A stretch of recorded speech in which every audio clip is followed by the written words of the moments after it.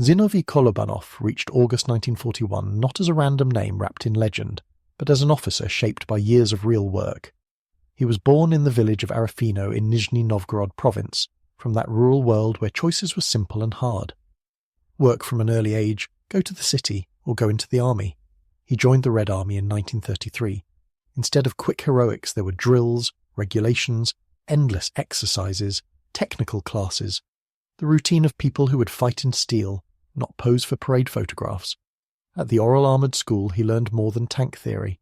He learned to strip a machine down, to read ground through a gun sight and a map, to compare his own capabilities with those of the enemy. The Winter War became the first real test. Snow, forests, swamps, concrete bunkers, an enemy who rarely attacked head-on and punished any careless move. There Kolobanov commanded a tank company, was wounded 3 times and received the Order of the Red Banner. It was not a decorative ribbon. It marked an officer who could stay steady under fire, who did not throw crews away in pointless rushes, and who knew how to turn armoured vehicles into a working weapon. When Germany invaded the Soviet Union, Kolobanov was already a senior lieutenant and commander of a heavy KV-1 company in the 1st Tank Division. Behind him stood not parades, but experience, where a wrong position meant a burned-out hull and dead men. He understood both the strength of thick armour and the limits of a heavy machine that could be blinded, flanked, or left alone without support. He knew that a KV survives where the commander reads the terrain and the moment, not where it simply stands on a road as a symbol. In the summer of 1941 that knowledge would become critical. Ahead lay the German drive on Leningrad, the roads to Krasnogvardeysk, and a thin defensive line where the heavy tanks of his company would be asked to stop the advance of an entire panzer formation for as long as possible. Army Group North drives in from the Baltics. The same columns that crossed Lithuania and Latvia now push toward Leningrad through Pskov, Luga, Krasnogvardeysk. On German maps the arrows look straight and confident. The Red Army is assumed to be disorganized, its reserves late, its resistance scattered into pockets that can be bypassed. Around Krasnogvardeysk the picture is indeed thin. Units have retreated and fought without rest. Infantry is worn down. Artillery is short on shells and transport. Air support is unstable. What remains must cover several roads at once. The town and its approaches become a hinge. If German armour breaks through here, the way to the outskirts of Leningrad opens much faster than any staff in the city can afford. Into this space comes Kolobanov's company of heavy KV-1 tanks. Thick frontal armour, strong gun, slow movement, limited visibility, heavy strain on crews and mechanics. On paper, these machines are ideal to blunt German medium tanks and anti-tank guns. In practice, a heavy tank survives only where it fights on its own terms, not where it stands exposed as a static target. Kolobanov reads the situation with the eye of a man who has seen real fire. He has few vehicles, little time, and no right to waste either. To meet the enemy in open ground would turn his company into wrecks along the roadside. If numbers cannot be matched, ground must do the work. The Germans have to be pulled into a corridor where their column cannot spread, cannot circle, and cannot use its full strength at once. The order he receives is clear enough. Close the approaches to Krasnogvardeysk on 3 key roads. Delay the advance. Force the attackers to pay in time and metal. Behind those plain words lies the real weight of the task. On one of those roads, a single correctly placed KV-1 will soon decide whether a German column passes toward Leningrad or dies in a place that, until that day, was only a name on a quiet map. He takes his KV-1 out along the approaches to Krasnogvardeysk and looks at the ground himself. Forest lines, bends in the road, low swamps, shallow rises that give a few meters of advantage in height. He's not searching for a heroic last stand in open country. He is searching for a place where the shape of the land will do half the work before the first shot is fired. The sector near the state farm Voyskovitsy gives him that. A narrow road laid across soft, wet ground. Ditches and bog on both sides. No real room for vehicles to spread out. No stable detours where a column of tanks and trucks can leave the track and manoeuvre freely. He chooses a slight rise near the junction as his anchor. There the KV can see along the road yet remains sunk into the earth. Sappers and crew carve a caponiere into the slope. They deepen it until most of the hull is hidden, leaving only the turret and a strip of armour above the ground line. The tank becomes a fixed gun position, with thick frontal armour, not a high-profile silhouette. Sectors of fire are measured in advance. Reference points along the road are picked so that the first shot will come not in doubt but on a signal. The place is arranged so that a hit on the leading vehicle and on the last in line will turn the whole German column into a trapped file of metal. Around them the countryside looks quiet. Fields, scattered buildings of the farm, tree belts, a sky that gives no hint of the weight moving toward it. The men in KV-864 know they are not here to patrol or to show presence. Their task is simpler and harder. Stay unseen. Let the enemy come close enough that backing away is no longer an option. Then use every metre of prepared ground, every advantage of their armour, and every second of surprise to break one attacking column so hard that the road itself becomes a barrier. The waiting begins with the map already on their side. At the top of it is Senior Lieutenant Zinoviy Kolobanov, commander and observer, the one who chose this place and now carries the responsibility for using it without wasting a second. He sits low in steel, watching the approach through narrow optics, listening to the sounds outside the armour. His job is to decide when to hold fire, when to strike, when to shift targets. In a good crew, a commander does not explain much. Short commands, clear sequence, trust that the others will execute without argument. Beside the gun sits Senior Sergeant Andrei Usov, the gunner. Everything in this ambush depends on his eye and his nerve. He has his marks along the road, trees and posts and bends that have already been tied to range and elevation. His world in the coming minutes will shrink to reticle, breathing, recoil, next target. The claimed count of destroyed vehicles will be argued for decades, but every version of this story, Soviet or German, begins with one fact. His fire in those first minutes is accurate and relentless. At the controls, Senior Sergeant Nikolai Nikiforov, driver. In a buried tank he has little room to move, little view of the world, and no glory promised. Yet when the time comes, and a hit locks the turret in place, it will be his hands that turn the whole KV by clutch and track to bring the gun back online. Without that, the ambush would end with one lucky enemy shell. The loader, Nikolai Rodenkov, lives in motion, dragging heavy shells from racks, ramming them home, keeping pace with Usov's rhythm. Any pause, any dropped cartridge, any hesitation would bleed away the advantage they are gambling on. The radio operator and hull machine gunner Pavel Kiselkov holds their link to the outside and they're close in defence, catching movement that falls below the gun's arc. 5 men in a steel box, buried into a slope by a farm road in a war that's going badly everywhere around them.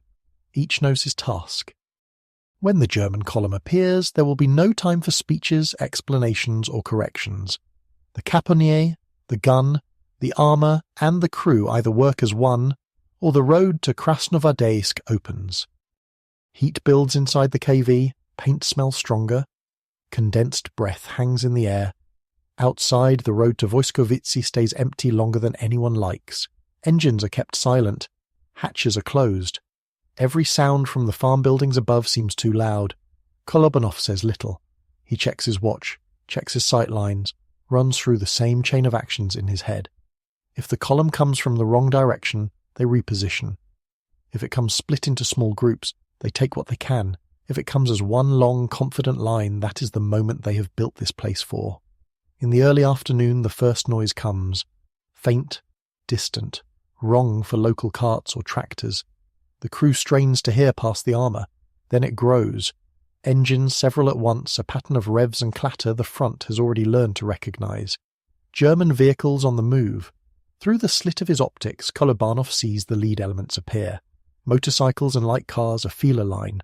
It would be easy to fire now to take the first target as proof that the ambush works. He lets them pass. Reconnaissance elements roll by unaware, dust trailing behind them along the causeway. The tank stays dead, a lump of earth. Behind them, the main column comes into view. Tanks and other armoured vehicles, trucks, support elements, all committed to the narrow strip of road that crosses the soft ground. They move in a long file, close enough that each driver sees only the back of the machine ahead. There is no room to fan out, no firm shoulder to pull onto if something blocks the way. Kolobanov waits until the head of the column reaches the chosen marker, a pair of trees that they had written into their fire plan. Another vehicle passes the rear marker that fixes the tail inside the killing zone. Only then does he give the order. Usov's first round leaves the barrel and slams into the leading tank. The second shot finds the last serious vehicle in line. Smoke and fire rise at both ends, engines grind to a halt. Drivers in the centre hit brakes, unsure of what has happened. The road is sealed in front and behind. In that trapped strip of dirt and broken stone, the German advance toward Krasnogvardeysk has just lost all room to move. Dust, splinters, the sudden block at the head of the line. Men climb out of hatches to see what stopped them. Engines in the middle of the column keep running, pushing forward into vehicles that are no longer moving. Shouts carry along the road without shape. No one yet understands that the fire is coming from a single buried tank off the causeway. Inside KV-1 the sequence has already settled. The column cannot move forward and cannot reverse out. Usov shifts aim to the next hull in line, works down the file one target at a time. Side armour turned toward a gun he has already ranged. Each shot lands into a flank or turret that was never meant to take a direct hit from a heavy KV. Vehicles erupt, burn, or stop dead at odd angles. Rodenkov forces another shell into the breach as soon as the spent casing clears. Kieselkov watches the edges, listening for any approach that might mean infantry closing in with explosives. Nikiforov keeps the hull steady in the caponnier, holding the firing angle as if it were a fixed emplacement. Attempts to respond are slow and blind. Guns in the column swing left and right, searching for a visible threat. Some crews fire wildly into tree lines or at suspected flashes. The KV is so low in its pit that much of the return fire goes high. Shells burst in the farm buildings above, throw earth over the turret, punch into the slope in front of the tank. The armour rings, but the crew feels only the impact, not penetration. The trapped German vehicles become obstacles for their own comrades. Tracks spin without effect. Trucks are caught between burning tanks and cannot turn. Men who jump down to try to uncouple or clear space are exposed on open ground with nowhere to hide. Each pause, each failed attempt to create motion, gives KV-1 another clean shot. The ambush is not noisy heroism, it is controlled work. Identify the next machine that could break the block, kill it, move to the next. The advantage lies not in miracles, but in the fact that one crew holds its nerve in a prepared position, while an entire column tries to understand what hit it too late to react. Surviving crews in the column understand at last that they are under aimed fire from the flank. Some tanks try to traverse their turrets toward the hidden threat, but hemmed in by wrecks and soft shoulders they cannot find a clear line. Others drop smoke or fire at any flicker in the tree line. Infantry spill from trucks and armoured carriers, dragging anti-tank guns and ammunition off the road, seeking even a shallow fold in the ground to set up. Soon the air around KV-1 is filled with incoming fire. High explosive shells tear into the buildings of the state farm above, sending down tiles, brick, splinters. Rounds scream low over the Caponia and burst in the fields behind. Anti-tank guns, once unlimbered, begin to walk their shots along the slope, probing for the source of the killing fire. Every impact hammers the hull. Steel shivers. Dust and rust flakes drift from welds and seams. The crew count the hits only by feeling. A heavy blow on the front plate, a clang along the mantelet, a drumbeat on the turret sides. The KV's armour holds. No jet of flame. No white flash of a penetration. No rush of burning fumes. Gauges stay within limits. The engine answers when Nikiforov tests the clutch. The gun recoils and returns true each time Usov sends another round into a target that still moves. Outside, German gunners adjust. Their fire tightens. One shell lands close enough to slam against the turret ring. Metal grinds. When Usov tries to traverse, the turret resists, then stops. The caponnière that made them hard to hit now leaves them with a fixed arc. For many crews, that would be the end of the ambush. Inside KV-1 it becomes another problem to solve. Kolobanov does not break the rhythm with panic or long debate. The column is still there. The road is still blocked. The only question is how to keep the gun speaking when the turret will no longer turn. The answer will demand that the driver, not the traverse mechanism, take over the sighting of a 70-ton machine under full enemy fire. If the turret will not move, the hull must. Sealed into the earth, 70 tons of steel becomes a rotating gun mount, pivoting on its tracks. It is crude, violent work. Every correction demands clutch, brake, throttle, feeling for grip in a pit already chewed by blasts. One mistake and the KV could climb out too far, show more of itself, or bog in its own cover. But without that movement, the gun in Usov's hands is nothing more than a fixed barrel pointing at a slice of empty road. Kolobanov gives short directions. Left, stop. Forward half, hold. Usov rides these adjustments, catching targets as they pass across his narrow field. A tank trying to angle away. A gun crew forming around an anti-tank piece in the ditch. A truck still loaded with men and ammunition. Each time the hull shifts, Rodenkov fights the sway to ram another shell home. Each time a round bangs against the armour, Kieselkov listens for the sound no one wants to hear. The sharp crack and gush of a penetration. The German fire does not slacken. More guns come into play. Shrapnel rattles on the KV like heavy rain. One blast throws soil across the periscope and momentarily blinds Kolobanov. Another shears away parts of the farm above them, sending beams and bricks sliding down the slope. Inside, sweat and fumes thicken. Hands grow slick, hearing dulls under the constant concussion. But the essentials hold. The armour is unbroken. The engine lives. The gun still answers the trigger. The driver can still muscle the tank a few degrees at a time. Each successful turn of the hull brings another German vehicle into that fatal angle where its side plate is nothing against a close shot from a 76mm gun. Gradually the volume of viable targets falls. Wrecks choke the road. Burning fuel throws up columns of black smoke. Some of the enemy run back along the causeway on foot, seeking cover farther from the unseen shooter. Others lie pressed against their immobilized machines, pinned by a threat they cannot clearly locate. When the last armour-piercing rounds near exhaustion, KV-1 is scarred but intact. Later they will count more than 150 marks on its skin. In the moment, all that matters is that the column in front of them has stopped moving toward Krasnogvardeysk.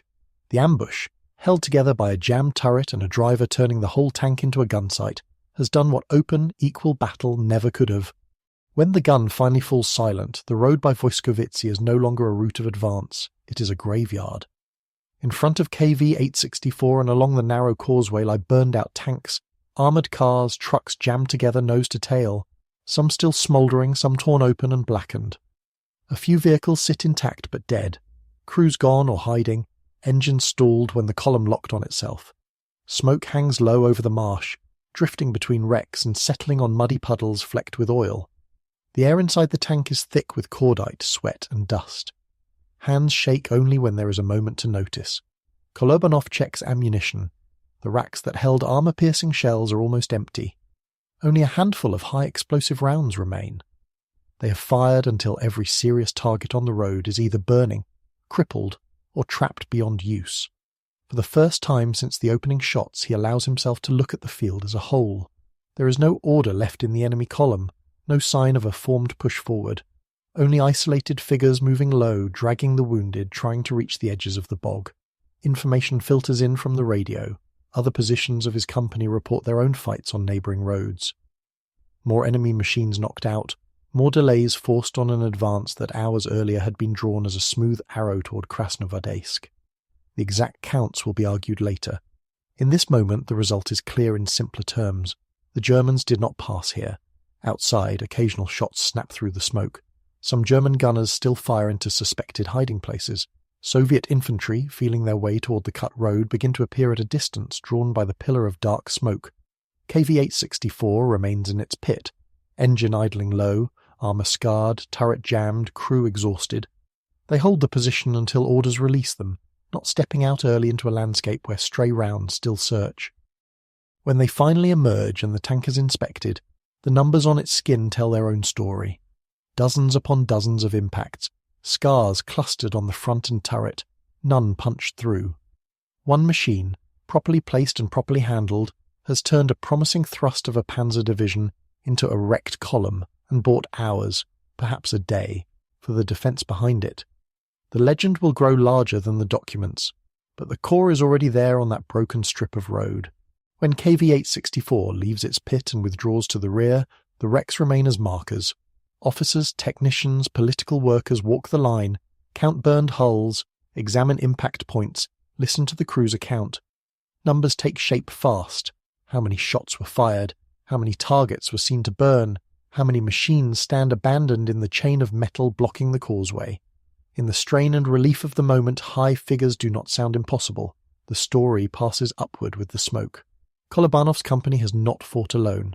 On the other roads assigned to his heavy tanks, other crews have sprung their ambushes, cut into columns, forced confusion and delay. Taken together, their action does exactly what the division command had hoped and the German command had dismissed as unlikely. It turns a clean, scheduled push on Krasnogvardeysk into a disrupted attack that needs time to understand what hit it. Unit reports fix the result in official language. One KV-1 crew credited with destroying an entire column's worth of enemy armour. The company as a whole credited with dozens of disabled and burned vehicles on 3 approaches. The tone matches the early months of a war that is otherwise bleeding territory. Here, at least, is a clear defensive success that can be named, drawn on a map, shown to higher headquarters as proof that heavy tanks in skilled hands can dictate a battle instead of chasing it. Recommendations for awards follow quickly. Proposals for the highest titles are written in the same ink as the tallies from the field. Kolobanov and his men are put forward as a model for others who will soon be told to fight against stronger forces with less room to fall back. Their ambush becomes an example of how to use ground, patience, and armour instead of throwing machines into frontal charges. Only later, when fronts shift again and staff officers with colder eyes revisit the figures, will questions appear. How many of those hulks were tanks? How many were lighter vehicles? How many could be counted twice in the same story?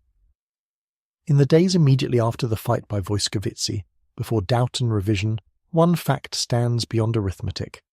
A German column expected to pass. It did not, and the name tied to that failure is already written. Kolobanov's KV. The battle at Voyskovitsy moves from smoke and wrecks into paper and doubt. In the first reports the story is clean. A KV-1 with crew under Senior Lieutenant Zinoviy Kolobanov in an ambush position near the state farm stopped a German column and destroyed an extraordinary number of vehicles. Nearby positions from his company report their own successes on other roads. Together they present a rare picture for the summer of 1941. One company of heavy tanks has turned a German advance into a jam of burned armour. Award recommendations are written in this atmosphere. Tallies of destroyed machines go into the same lines as proposed decorations. Numbers like 22 tanks for the crew of KV-1 number 864 pass upward. At division headquarters and above, officers read them with a mixture of satisfaction and suspicion. The feat fits the need for examples. It strains the habits of anyone who has seen how often frontline figures grow with each retelling. Senior commanders begin to ask questions. How many of those wrecks were actually tanks? How many were lighter armoured cars, half-tracks, tractors? How much of the count comes from one gunner and one position, and how much from the actions of the company as a whole? The answers are not precise. The battlefield is confused. Units are moving. Some hulks are recovered or towed. Some lie in places where only later patrols will see them. The recommending officers push for the highest title. Hero of the Soviet Union for Kolobanov. High awards for every member of the crew. At the next level the tone changes. The feat is acknowledged, but the figures are treated as inflated under the pressure of war. Citations are cut down. Instead of the highest honour, Kolobanov receives another Order of the Red Banner. Usov, whose fire turned the trap into a massacre, receives a high award. Others in the crew are marked, but below the level that the early reports had suggested. No formal accusation of lying is written. The documents simply step back from the extreme claims. The result is a strange compromise. The ambush is recognised. The impact on the German advance is recorded. The numbers that would have made it impossible to ignore as a unique act are quietly softened. In this gap between what the crew lived through, what the first reports claimed, and what the final papers accept, the future legend of Kolobanov finds both its strength and its unresolved questions. Soviet accounts fix on the number 22. 1 KV-1, 22 enemy tanks destroyed, 43 for the company on all 3 roads. The figure is powerful. It appears in articles, books, lectures, folded into a narrative where a single ambush balances weeks of retreat. For a long time, few readers ask where each number comes from, or how it matches the enemy's loss records. When researchers begin to open German documents, the picture shifts. War diaries and reports from 6th Panzer Division confirm losses in the fighting south of Leningrad in those days. They show tanks written off or sent to repair, columns disrupted, resistance at the approaches, but the totals do not reach the scale of the Soviet claim for one engagement. The mismatch does not erase the ambush, it forces a closer look. On the ground, the road at Voyskovitsy is narrow. The space for a column is real and limited. In such a corridor, a single heavy tank in a prepared position can damage and disable many vehicles quickly. But not every burned or abandoned machine was a panzer. Light armoured cars, half-tracks, command vehicles, tractors, with guns in tow, trucks loaded with infantry and ammunition all shared the same strip of dirt. In the language of 1941 reports, the word tanks could easily cover anything on tracks or with armour. Careful reconstructions suggest a more modest but still severe result. Not 22 fully confirmed tanks from one gun, but a mix of tanks and other vehicles, perhaps 8 to 15 armoured targets struck beyond repair, others blocked, captured or left behind when the column broke. Enough to choke the road, break the attack and prove the ambush a major tactical success. Less than the legend, more than a footnote. This does not make the crew's action smaller, it makes it sharper. A well-sighted KV-1, handled with discipline, turned terrain and armour into leverage against a stronger force. The gap between documents and myth shows how wartime numbers grow, but the core remains. The Germans expected to drive through Voyskovitsy. After Kolobanov's ambush, they did not.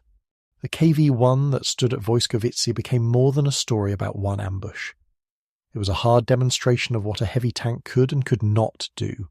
On its armour, the evidence was written in steel. Well over 100 impact marks counted after the battle, clustered on the turret front, mantlet, glacis. Shells from anti-tank guns that had already proved deadly against lighter Soviet machines simply failed to bite deep enough. Hits that would have torn open a BT or T-26 left only scars on the KV's plates. No spalling that killed the crew, no burn-through that turned the interior into a furnace. As long as the enemy fired from the front at field gun ranges, the heavy tank endured. At the same time, everything about the Voyskovitsy position showed the limits.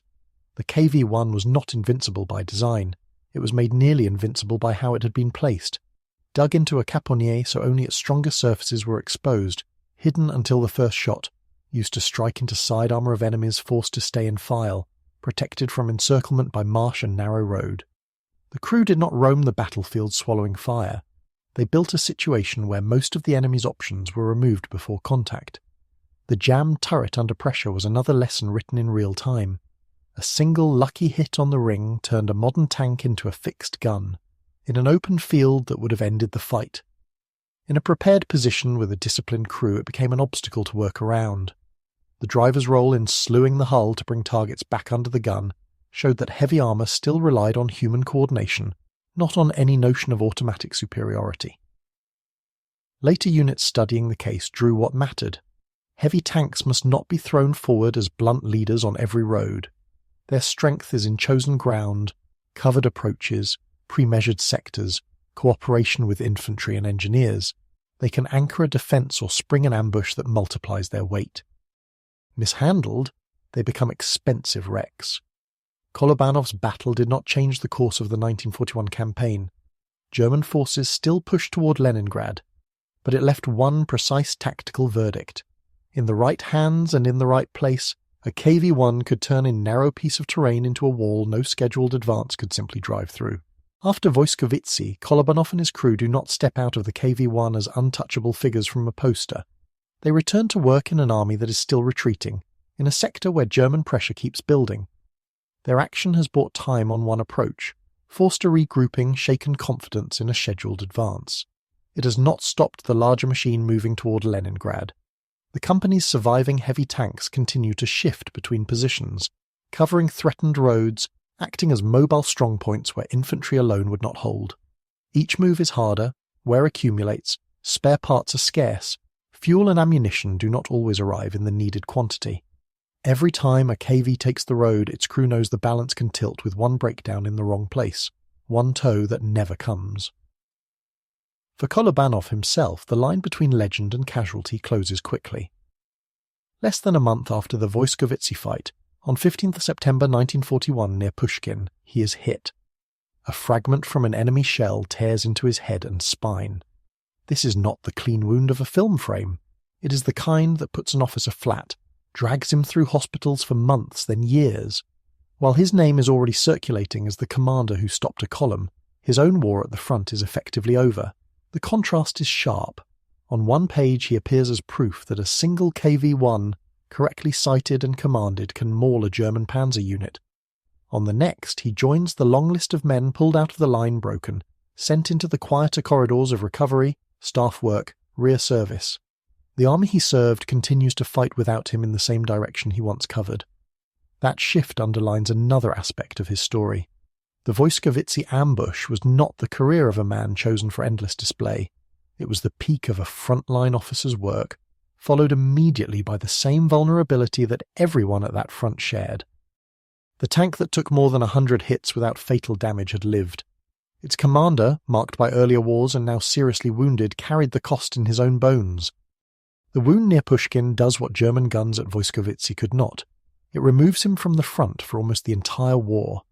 Long treatment, operations, slow recovery.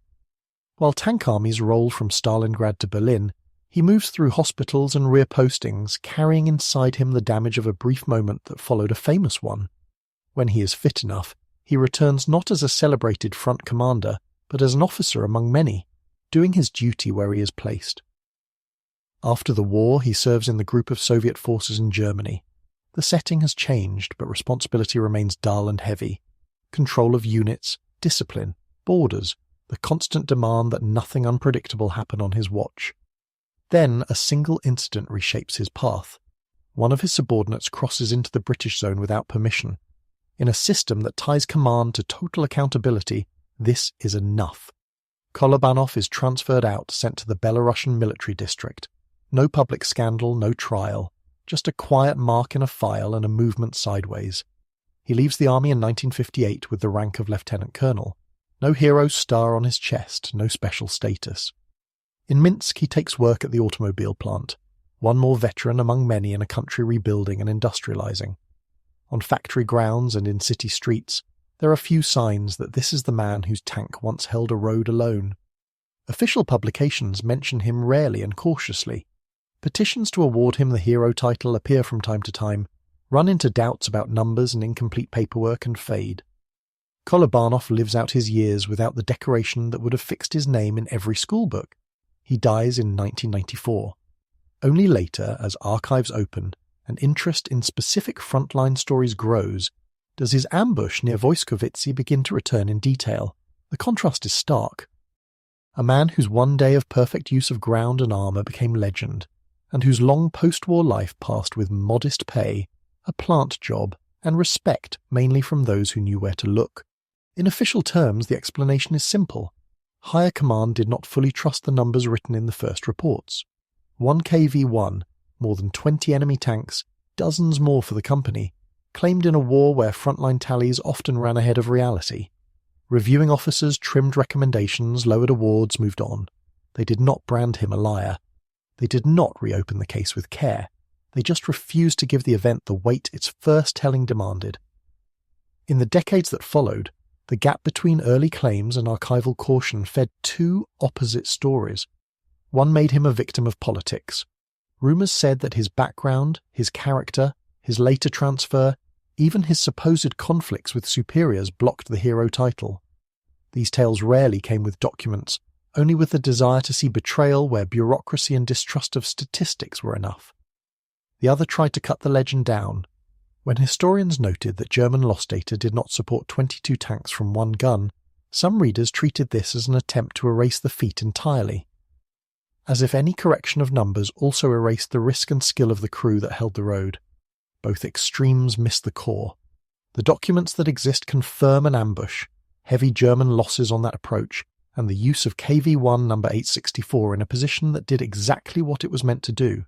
German records confirm that the period and sector were costly and disrupted. Technical analysis confirms that a buried KV with its armour and gun could do what eyewitnesses described in principle, even if precise counts blurred. The system that denied him the hero title was not deep conspiracy. It was a habit of sanding away anything that looked too sharp on paper. The legend that later inflated every detail was a reaction to a real need for clear stories in a war full of mud and doubt. Between them stands one solid line. On 20 August 1941, a single well-led heavy tank in a chosen place stopped a German column near Krasnogvardeysk. The man who commanded it never received the Golden Star for that day. The fact that his name endures without it may be the most honest measure of what he actually did. In German records, the fight near Voyskovitsy does not appear as a shining, isolated episode. It is folded into a difficult stretch of the advance on Leningrad. War diaries of 6th Panzer Division and related units for August 1941 mention resistance on the approaches, delays, losses from anti-tank fire and terrain, problems with roads and bridges. There are notes on vehicles knocked out or damaged, requests for recovery elements, complaints about soft ground that traps columns in single file. The language is dry. It does not name one Soviet tank or one ambush as the source of the damage. When later researchers match times and locations, a contour appears. On the day of Kolobanov's fight, the division reports losing and disabling several tanks and other vehicles in the area. That includes the roads his company covered. Numbers do not reach the Soviet claim for that single engagement. They do confirm that here, in what was supposed to be a straightforward push, columns were halted by unexpected fire from well-sighted heavy armour. German documents have their own limits. Loss lists rarely separate clearly between total write-offs on the spot and vehicles evacuated for repair. Some machines counted as damaged one day reappear in service weeks later. Others vanish between entries. Frontline officers tended to understate abrupt disasters and spread losses across wider periods. No staff diary was written with the goal of verifying a future Soviet award sheet. What they do show is consistent with a hard ambush, not with a quiet march. A panzer formation that expected to move fast instead reports serious resistance, material losses and delay at a narrow point near Krasnogvardeysk. Enough to matter in an operation that measured success in speed. The gap between the Soviet figure of 22 tanks and the German paperwork is real. It narrows but does not close when one counts all armoured and support vehicles. That gap is where legend grows. The overlap is more important. Both sides, in their own ways, record that on that road a German column met a heavy blow it had not planned for and did not simply brush aside. On one side are the documents and careful reconstructions.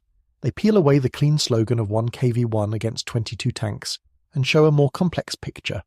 A well-prepared position, a narrow road, a mixed German column, a high volume of fire under perfect conditions for the defender. The likely count of destroyed machines comes down. The categories sharpen. Tanks here, lighter armour there, trucks and tractors in between. The feat becomes less miraculous and more professional. On the other side is the story that refused to die even when the numbers were challenged. For several generations, the name Kolobanov meant the proof that, in the worst summer of the war, someone on the Soviet side not only held but outthought and outshot the attackers. A commander who chose ground instead of posing on it. A crew that kept working the gun while their tank rang like a bell under more than 100 hits. A heavy machine used exactly as it should be. Between these poles there is no need to choose. Stripped of inflated totals, the 20 August fight near Voyskovitsy remains one of the clearest examples of how tactics, terrain and discipline can let a single crew punch far above its weight. It shows how heavy armour, so often wasted in frontal shows of strength, can be deadly when buried, hidden and unleashed at the precise moment. It shows how quickly frontline reports can turn into legend, and how later research can correct them without erasing the courage underneath. For a channel or a viewer looking at this story now, that is the angle that matters. Not a fairy tale of impossible scores, and not a cold dismissal because the math changed, but a reconstruction where a real officer with a real crew, in a real place you can still find on a map, used everything he knew to shut one road in a campaign where almost every door seemed to be open. In August 1941, the KV-1 near the State Farm is a local answer to a larger collapse.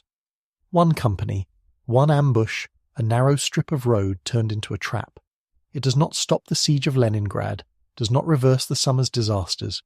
It shows, in sharp focus, what can happen when one commander reads ground better than his enemy and uses a single heavy tank as a scalpel, not a hammer. A brief moment where the balance tilts because 5 men and 70 tons of steel are exactly where they should be. In June 1944, Operation Bagration is that same logic written across an entire front. No longer one KV and a caponnier, but 4 fronts, hundreds of formations and thousands of guns used with the same cold patience. Deception to pull the enemy into the wrong space. Chosen axes that cut his communications instead of wrestling for every strong point. Encirclements that trap columns on real roads, in real woods, on real rivers, the way Kolobanov once trapped a single advance at Voyskovitsy.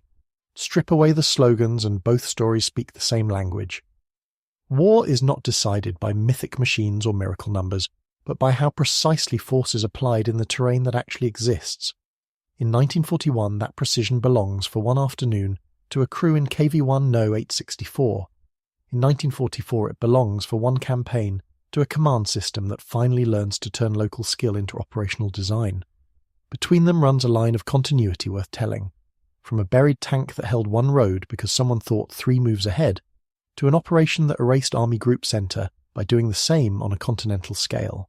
On one side stands the wartime version, a perfect ambush.